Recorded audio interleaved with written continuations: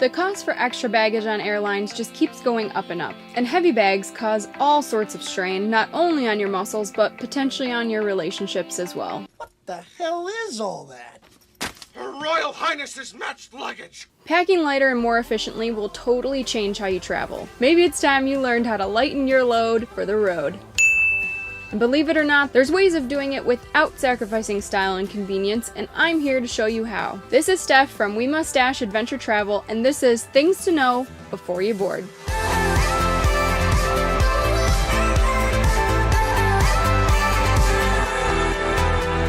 So we all have that one friend. The one that insists on bringing the largest suitcase known to man. Every trip, doesn't matter if it's a weekend or 2 weeks, it's the size of a small car. You know the one. They complain about the extra weight fees, extra baggage fees, and then their bag is too heavy for them to lift up into the overhead bin or into your Uber, so you have to do it.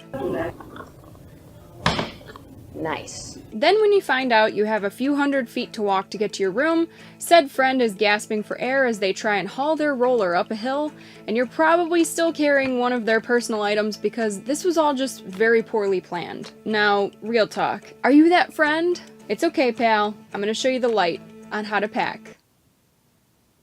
Light. Before we start, let's assume we're packing for a standard 7 to 14 day trip without any major outdoor activities that would require additional gear. So step 1 is choosing smaller luggage. Choosing to shoot for carry-on size luggage is your best and most efficient travel option. Now, that concept used to scare me as well. When we started talking about what we were going to be packing, me and my fiance, for this trip, he dropped the bomb on me that we were only going to be doing carry-ons. Are you kidding me? But hear me out. 1, when you pack carry-on only, you avoid extra baggage fees. 2, you also don't have to worry about lost luggage. And 3, you get to skip that annoying final step at the airport where everyone is just standing around waiting for the carousel to spit out their bags. Oh, excuse me, I'm not yours. He's stealing me. I'm being stolen. Excuse me? I think you've got mine. Oh, that's a good idea. There are 2 standard types of carry-on luggage out there. A pack or a piece of roller luggage. Or for the real rebels, I guess we'll count duffel bags too.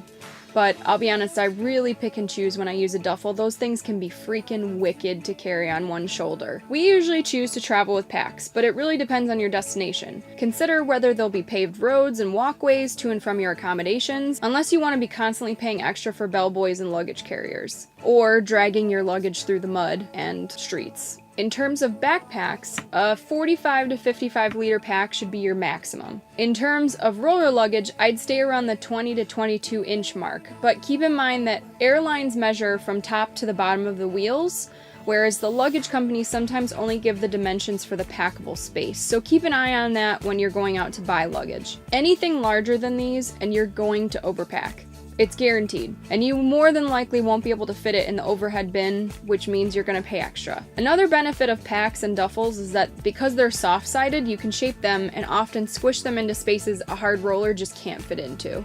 Step 2, pack for your itinerary, not your destination. Although it's usually first instinct to check the weather for your destination and pack according to that, you should stop and look at what you're actually going to be doing when you get there. Map out the activities you'll be participating in and pack one corresponding outfit to each activity. Maybe even try to stretch that outfit to 2 occasions if you can. Step number 3, packed by outfit, not item. You get into some trouble if you just start throwing random clothing items into a bag. 20 minutes go by and your bag is exploding and you don't even know what's in it. I usually choose bottoms first because you'll probably need less of them. Yes, you can wear pants more than 1 day in a row, unless you're doing some crazy workouts, which in that case you do you. Make sure you're doing laundry, you don't want to smell. Then you pair those bottoms with corresponding tops. For trips that are for things like weddings or special events where you're required to really dress up and have multiple nice outfits for the course of your trip, I try to choose one color scheme. That way you can kind of mix and match, and choosing more simple, plain basics really makes it easier to pair things up and also be able to wear things more than once. So step 4, use packing cubes. So the idea of packing cubes is that by using them, you're keeping certain categories of clothing separate from the rest. And that way when you open up your suitcase or your pack, it's staying organized even when you're grabbing for that one thing that you're looking for.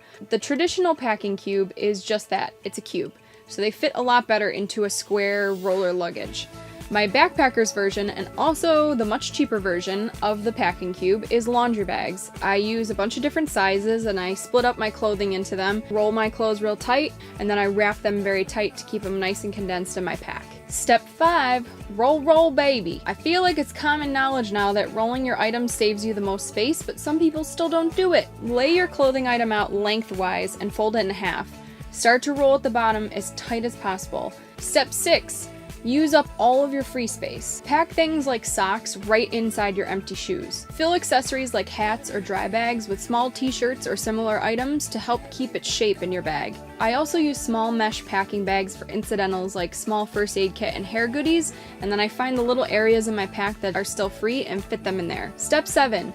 Utilize your one personal item wisely. Most airlines give you a personal item allowance for you to fit under the seat in front of you. Usually it's a purse, a small handbag, or a backpack. Use a larger purse or a day bag and fill it with stuff you might need during your flight, like a change of clothes or a toothbrush, so you're not having to reach up into your bag above in the overhead bin. This also frees up some space in your larger bag if you need it. Step number 8, ditch your toiletries and buy them when you arrive. The majority of tourist destinations in this world will have plenty of access to toiletries when you arrive.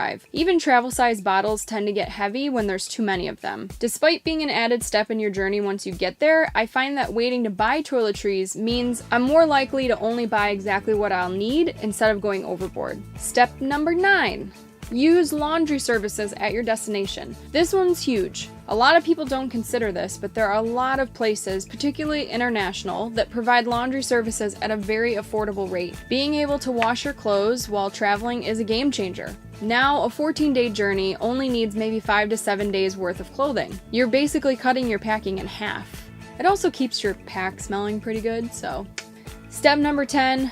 Ladies, ditch your purses. If there's one thing I've almost totally written off when I'm traveling, it's purses. Aside from a special event, I'm almost always traveling with a small day backpack or a very small crossbody purse, basically just to hold some chapstick, my ID, and some money. Not only do purses take up extra space, they're also a target for thieves.